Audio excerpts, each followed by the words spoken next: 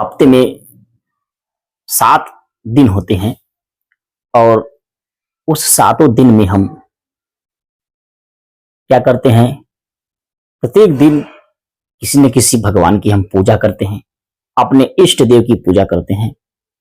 आज हम यही जानेंगे कि किस दिन किस भगवान की हम पूजा करें और किस प्रकार से करें और उसके लाभ क्या होते हैं, अपने जीवन में हम कैसे हम उतारें। सबसे पहले कहा गया कि अगर आपको पूजा ही करनी है तो आपके घर में ही, आपके अंदर ही सबसे बड़ा भगवान मौजूद है। आपके घर में आपके माता पिता, सबसे पहले जो भगवान है आपके माता पिता है, जिसने आपको उस लायक बनाया, उतना बड़ा बनाया कि आप समाज में अपनी एक पहचान स्थापित कर सके। तो सबसे पहला जो हमारा भगवान होता है वो माता पिता ही होते हैं। तो माता पिता को हम नमन करें और उनकी पूजा अर्चना प्रतिदिन करें। अब बात करते हैं कि माता पिता के अलावा आप किसकी पूजा कर सकते हैं। आपके बड़े भाई, आपकी बड़ी बहन, आपसे बड़े जितने लोग हैं, अगर सब में आप ईश्वर देखना शुरू करेंगे तो उसी दिन से आप खुश रहना प्रारंभ कर देंगे। कहा जाता है जब आपको किसी दूसरे में अगर ईश्वर का अंश दिखाई देना शुरू हो जाए तो समझ लीजिए आप समस्त दुखों से परे हैं। आपके अंदर किसी के प्रति गलत भावना आ ही नहीं सकती। कोशिश करिए सभी वस्तुओं में ईश्वर के अंश को देखने की, क्योंकि कहा गया है कि कण कण में भी भगवान व्याप्त रहता है। आपने कहावत सुनी होगी कि कण कण में भगवान है। तो मनुष्य तो एक सजीव प्राणी है, इसमें अगर आप भगवान देखना शुरू कर देंगे तो समझ लीजिए दुनिया का समस्त विष, दुनिया का समस्त उपहास खत्म हो गया। वहीं से शुरू होगी आपकी एक नई जिंदगी। लेकिन हम ये कर नहीं पाते हैं। चलिए बात करते हैं कि हम सप्ताह में किस दिन किस भगवान की पूजा करें। लेकिन इसके पहले मैंने आपको बताया कि माता पिता आपके सबसे बड़े भगवान हैं। इन्हें आप सदैव पूजते रहिए, सदैव इनकी इच्छाओं को पूर्ति करते रहिए, इन्हें किसी प्रकार का कोई कष्ट ना हो। सबसे पहला दिन है जो हमारा सप्ताह का है वो है सोमवार। सोमवार के दिन आप लोगों को पता होगा कि हम भगवान शंकर भोलेनाथ की पूजा करते हैं। आप देख सकते हैं इस फिगर में, चित्र में भगवान शंकर हैं, या आप यहां देख सकते हैं भगवान शंकर है माता पार्वती के साथ, अपने पुत्र गणेश और कार्तिकेय के साथ। तो सोमवार के दिन हम भगवान शंकर की पूजा करते हैं, अर्चना करते हैं और हम अपने समस्त पापों को नाश करने के लिए, या कहिए सही रास्ते पर चलने के लिए, हम उनसे वर मांगते हैं। अपने परिवार की समृद्धि के लिए, अपने भाइयों के, अपनी बहनों के विकास के लिए हम क्या करते हैं? उनसे वर मांगते हैं। हमारा परिवार सुखी रहे, हम यही कामना लेकर के उनका पूजा अर्चना करते हैं, ताकि हमारे घर में समृद्धि आए, हमारे समाज में समृद्धि आए, हमें सही जीने का एक राह मिले। हमें नहीं लगता है कि कोई व्यक्ति ऐसा पूजा करता होगा कि हम पूजा करें और हमारे पूजा से दूसरे का नाश हो। ऐसा संभव है क्या? आपके कहने से भगवान किसी को मार सकते हैं? किसी को गलत रास्ते पर ले जा सकते हैं? बिल्कुल नहीं। हम भगवान से लोक कल्याण की कामना कर सकते हैं, ना कि हम दूसरे को परेशान करने की ताकत मांग सकते हैं। ऐसा संभव नहीं है, क्योंकि सत्य तो यही है कि भगवान समस्त लोक कल्याण के लिए ही व्याप्त हैं। अब भगवान को हम किस रूप में देखते हैं? माता के रूप में, पिता के रूप में, या किसी अच्छे कर्म के रूप में, अच्छे कार्य के रूप में, अच्छे फल के रूप में। हम अपने अंदर, अपने अंतरात्मा से जो बोलते हैं, जो सुनते हैं, कि भगवान को हमें किस रूप में देखना है, ये निर्भर करता है आप पर। तो सोमवार के दिन हम भगवान भोलेनाथ की पूजा अर्चना करते हैं। तो इसके पहले आप क्या करिए, सुबह जल्दी जगिए, भगवान शंकर की पूजा अर्चना के लिए सबसे पहले किसी भी भगवान की पूजा करना हो तो आपको अपना मन साफ रखना बहुत जरूरी है। जब भी आप पूजा पाठ करने जाएं, अपने मन को साफ रखें। जो भी आपके अंदर विष हो, दूसरे के प्रति गलत भाव हो, उसे सबसे पहले निकालने का प्रयत्न करें। ऐसा ना हो कि हम मंदिर में जाएं और हमारा मन साफ ही ना हो, मन कहीं और लगा हो और हम भगवान की पूजा अर्चना करके चले आए और हमें विश्वास ही ना हो कि हम मंदिर कब गए थे, तो क्या मतलब हुआ। ऐसा नहीं होना चाहिए। और ऐसा तभी हो पाएगा जब आप स्वतः अपने ऊपर कार्य करेंगे। अपने ऊपर कार्य करने का अर्थ है कि दुनिया की या दिन की जो भी क्रियाकलाप हैं उसे आप क्रमबद्ध बांध लीजिए। मैंने बहुत लोगों को देखा है कि वो जब रात को सोते हैं तो सुबह 8 बजे जगते हैं, 9 बजे जगते हैं, 10 बजा देते हैं। या पूजा अर्चना करेंगे आप, बताइए। उसका एक समय होता है, एक समय सारणी होता है। उस समय के अनुसार आप जगिए और उसके जो कार्य होते हैं, जो उसके जो नियम होते हैं, उसको पूरा करते हुए आगे बढ़ते रहिए। भगवान शंकर की पूजा आप सोमवार को कर सकते हैं। इसके लिए आप सुबह जगिए, स्नान करिए, ध्यान करिए, एक अच्छे वस्त्र पहनकर किसी ऐसे मंदिर में जाइए जहां पर भगवान शिव का मूर्ति हो, भगवान शिव का शिवलिंग हो। वहां पर ध्यान लगाकर कुछ समय तक बैठिए और अपने मन में ये प्रण करिए कि हे भोलेनाथ, हे शिव शंकर, मैं आज से अपने अंदर बदलाव लाऊंगा। लोक कल्याण के लिए मैं कुछ न कुछ कार्य करूंगा। आज से अपने अंदर जो भी गलत भावनाएं हैं उसे दूर करने का प्रयास करूंगा। हम एग्जैक्ट तो नहीं कर सकते हैं, लेकिन आप कोशिश कर सकते हैं कि अपने अंदर से समस्त अवगुणों को दूर करने का संकल्प लें भगवान शिव के मंदिर में। और अगर आप भगवान में विश्वास रखते हैं तो अगर आप संकल्प लेंगे तो कम से कम कुछ हद तक अपने अंदर बदलाव लाने का प्रयत्न करेंगे। ऐसा नहीं है कि आप भगवान को मानते रहिए और समाज में अपने अवगुणों को प्रसारित करते रहिए। ऐसा तो संभव नहीं है। अगर आप मंदिर जाते हैं, भगवान को पूजते हैं, तो जरूर आपके अंदर ये इच्छा होगी कि आप भी एक अच्छे इंसान बन सकते हैं। आप जाइए मंदिर में, कुछ बातें, कुछ शर्तें अपने आप पर लागू करिए कि आज से हम समय से जगेंगे, माता पिता की सेवा करेंगे, जितना हद तक हो सके हम दूसरों की भी सेवा करने की कोशिश करेंगे। सबसे पहले जो सेवा का भाव है अपने परिवार से, अपने घर से ही उठाने का प्रयत्न करिए। जैसे अपने मन को बदलें, माता पिता का आशीर्वाद लें, माता पिता की सेवा करें। आपके हृदय में, आपके दिल में शीतलता आएगी। और जब आपके अंदर शीतलता आएगी तो आपके शरीर में, आपके चेहरे पर वो निखार आएगा। और वही निखार, वही शीतलता जब आप समाज में ले जाएंगे, दूसरे की सहायता करेंगे, तो आपके हृदय में वो आनंद आएगा जिसकी कल्पना, जिसके लिए कोई शब्द नहीं बना है। वो तभी हो पाएगा जब आप ऐसा कार्य करेंगे, तो आप उसे महसूस कर सकेंगे कि वो जो आनंद है वो तभी प्राप्त हो सकता है जब आप किसी दूसरे की सहायता पूरे मन से करेंगे, पूरे सच्चे मन से करेंगे। और ये तभी संभव है जब अपने मन में ये ठान लें कि प्रत्येक व्यक्ति के अंदर ईश्वर का अंश होता है। अर्थात प्रत्येक व्यक्ति में, प्रत्येक जीव में, प्रत्येक कण कण में आप ईश्वर का अंश दिखना शुरू कर दें, आपके अंदर से समस्त अवगुण, समस्त दोष स्वयं दूर हो जाएगा। बड़ा सरल सा शब्द है कि दूसरे में ईश्वर का अंश देखना।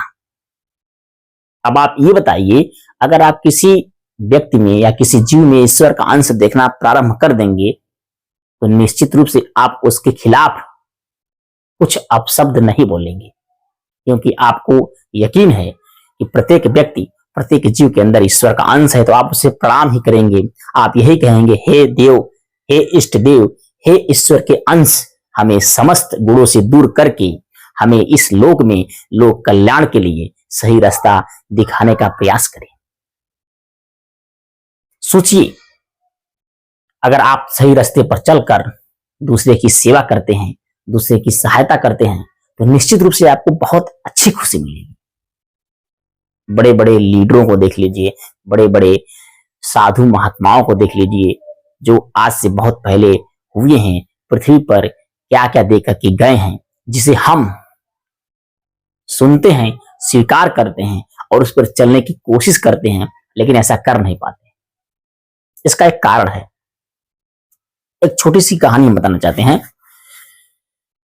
अक्सर होता क्या है, मान लीजिए आपका परिवार है, आपके परिवार में कई सारे बच्चे हैं, तो माता पिता का ये लक्ष्य होता है या ये सपना होता है कि मेरा बेटा इंजीनियर बने या डॉक्टर बने या अध्यापक बने। एक सपना होता है और अपने बच्चे सब कहते भी हैं कि तुम पढ़ लिख करके डॉक्टर बन जाओ।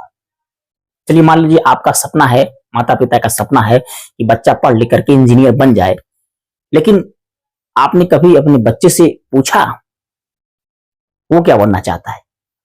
उसके अंदर भी तो दिमाग है, समाज में घूम रहा है, पढ़ रहा है। हो सकता है कि कुछ ऐसी बातें सुनकर उसके दिमाग में आया हो कि मुझे डॉक्टर बनना है, और आप चाहते हैं इंजीनियर बनाना।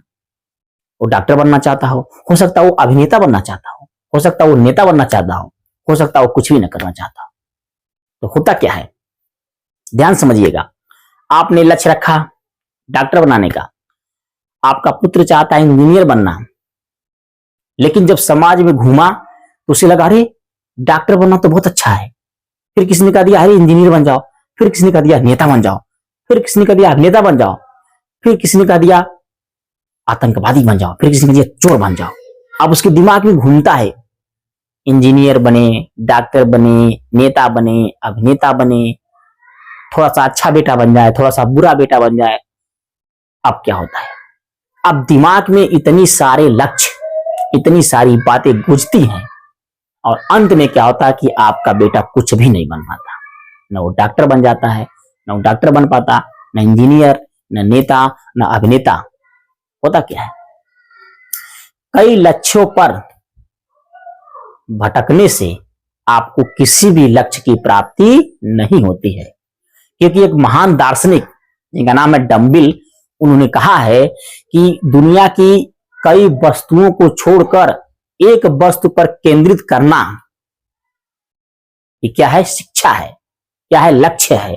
अगर आप कई वस्तुओं को ध्यान देते हैं, कई वस्तुओं पर चिंतन करने से अच्छा है कि आप एक ही वस्तु पर चिंतन करिए और मन से करिए। अर्थात कई कार्यों को न करके किसी एक लक्ष्य पर आप कार्य करिए, आप अपने जीवन में सफल होंगे। ये महान दार्शनिक डम्बिल जी का कहना है। जिन्होंने शिक्षा शास्त्र पढ़ी होगी उसमें ये लाइन मौजूद है कि आप अनेक कार्यों को छोड़कर, अनेक लक्ष्यों को छोड़कर एक लक्ष्य पर फोकस करिए और अपने जीवन में सफलता प्राप्त करिए। और ये तभी हो पाएगा जब आप अपने आप को मजबूत करेंगे एक कार्य को करने के लिए। तो हम बात कर रहे थे मंगलवार के दिन हम भगवान भोलेनाथ की पूजा अर्चना करते हैं, और उसके हमने कुछ नियम बताए कि अपने अंदर कुछ बातें लेकर के जाइए, अपने अंदर बदलाव।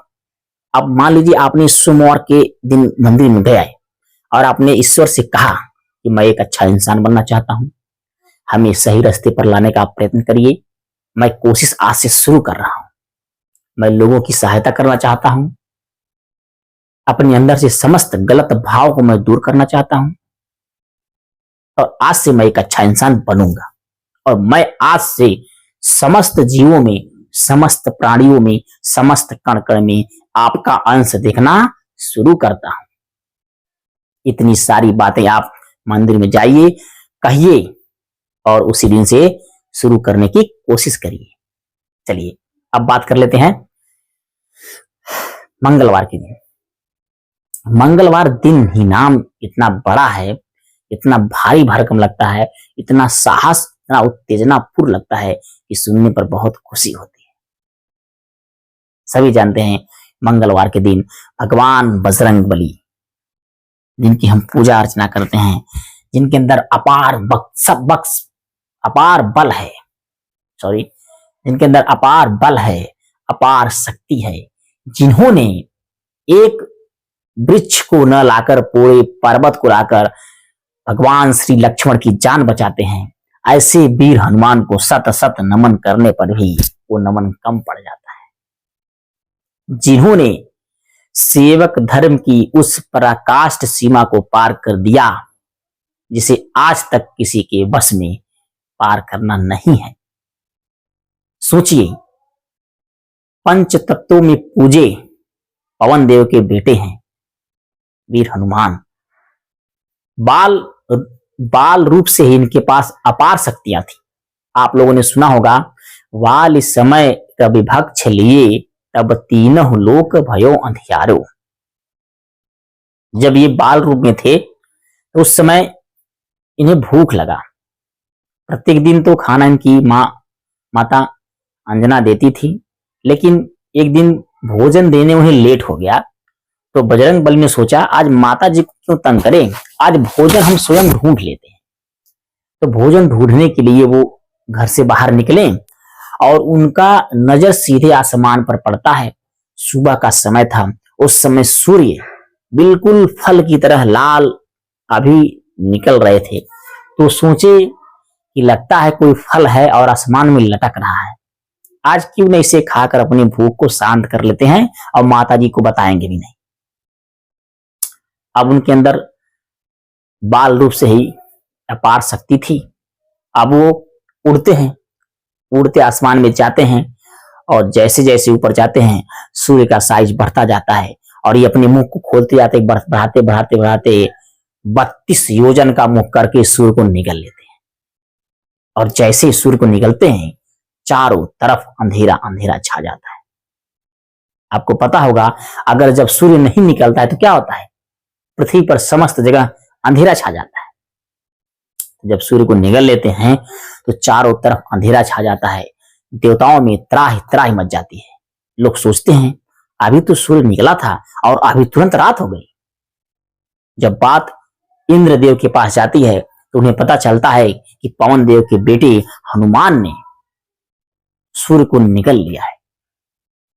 अपने एरावत हाथी पर बैठकर वज्र लेकर नाराज पूर्वक बाल हनुमान के समक्ष उपस्थित होते हैं और बोलते हैं, अरे बाल हनुमान, सूर्यदेव को अपने पेट से बाहर निकालो। अब आप जानते हैं बाल हठ को तो आप जानते होंगे, हनुमान बाल रूप में बड़े हठी थे, लोगों को बहुत शरारत करते थे, बहुत परेशान करते थे। तो वो बोलते हैं कि मैं नहीं निकालूंगा। तो इससे देवराज इंद्र नाराज होकर उन पर अपना वज्र छोड़ देते हैं और उस वज्र से बाल हनुमान घायल हो जाते हैं, कह लीजिए मूर्छित हो जाते हैं और जमीन पर गिर जाते हैं। उनके मुख से सूर्यदेव निकलकर अपने स्थान पर स्थापित हो जाते हैं। लेकिन ये बात यही नहीं रुकती। जब ये बात पवन देव को चलती है, यानी हनुमान जी के जब पिताजी को यह बात पता चलती है कि इंद्र ने उन्हें वज्र से घायल कर दिया है, तो तुरंत उनके पास आते हैं और दुनिया की समस्त हवाओं को रोक लेते हैं। आपको पता होगा, पवन देव यानी वायु दुनिया की समस्त हवाओं को रोक लेते हैं। लोग सांस के बिना मरना प्रारंभ कर देते हैं, त्राहि त्राहि मच जाती है। अब देवताओं में बड़ी संकट खलबली मचती है, अब क्या किया जाए। सभी ब्रह्मा जी के पास जाते हैं और उनसे कहते हैं कि हे ब्रह्मदेव, पवन देव को मनाइए, उन्होंने दुनिया की समस्त हवाओं को रोक लिया है। जब कारण जानते हैं तो ब्रह्मदेव कहते हैं, आप लोग स्वयं पवन देव के पास जाइए और उनसे माफी मांगिए, वही कुछ कर सकते हैं। फिर क्या होता है, सभी लोग पवन देव के पास जाते हैं और उनसे माफी मांगते हैं। माफी मांगने के बाद प्रत्येक देवता उन्हें बारी बारी से एक एक आशीर्वाद देते हैं। सबसे पहले इंद्र बोलते हैं कि हे हनुमान, मैं तुम्हें आशीर्वाद देता हूं कि दुनिया की किसी भी जल में तुम डूबोगे नहीं। दुनिया के किसी भी जल, कोई भी जल तुम्हें नुकसान नहीं पहुंचा सकता है। अब बारी आती अग्निदेव की। अग्निदेव बोलते हैं कि हे बाल हनुमान, मैं तुम्हें आशीर्वाद देता हूं कि दुनिया की समस्त अग्नि तुम्हें जला नहीं सकती है। अग्नि से तुम्हें कभी कोई नुकसान नहीं हो सकता है। अग्नि में तुम जलोगे नहीं। ऐसे करके बारी बारी से प्रत्येक देवता उन्हें आशीर्वाद देते हैं और वीर हनुमान उस दिन से और ताकतवर हो जाते हैं। तो मंगलवार का जो दिन है वो बजरंग बली हनुमान का है, जिनके अंदर साहस यानी बल, इतना बल है कि जिसकी हम तुलना नहीं कर सकते। साहस, पराक्रम करने का साहस बहुत ज्यादा है। ध्यान सुनिएगा, बल है, पराक्रम करने का साहस है, बुद्धियों में अति श्रेष्ठ है, क्योंकि इनके बारे में कहा गया है मनोजवम मारुत तुल्य बेगम जितेंद्रियम बुद्धिमताम वरिष्ठम। इंद्रियों पर उन्होंने विजय प्राप्त कर ली है। जो व्यक्ति अपनी इंद्रियों पर विजय प्राप्त कर लेता है, समझ लीजिए दुनिया की आधी ताकत तो उसके पास स्वयं आ जाती है। इंद्रियों को बस में करना इतना आसान नहीं होता है। जितेंद्रियम, जिन्होंने इंद्रियों पर विजय प्राप्त कर ली हो, और बुद्धिमताम वरिष्ठम, बुद्धियों में अति श्रेष्ठ हैं। जब हनुमान जी से पहली बार प्रभु श्री राम मिले थे तो उस समय हनुमान जी एक साधु का वेश बनाए थे, और जब मिलते हैं तो संस्कृत का ऐसा ऐसा स्तुति मारते हैं कि भगवान स्वयं चक्कर में पड़ जाते हैं कि ये मेरा सेवक है या स्वयं ब्रह्मा जी का अवतार। बुद्धियों में श्रेष्ठ हैं, बुद्धिमताम वरिष्ठम, बुद्धियों में अति श्रेष्ठ। वानर यूथ मुख्यम श्री रामदूतम शरणम प्रपद्यते, वानरों के युद्ध के मुखिया हैं। ध्यान सुनिए, मनोजवम, जो मन की गति से चलता हो, मारुत तुल्य बेगम, जो हवा के हिसाब से चलता हो, जितेंद्रियम, जिसने इंद्रियों पर विजय प्राप्त कर ली हो, बुद्धिमताम वरिष्ठम, जो बुद्धियों में अति श्रेष्ठ हो।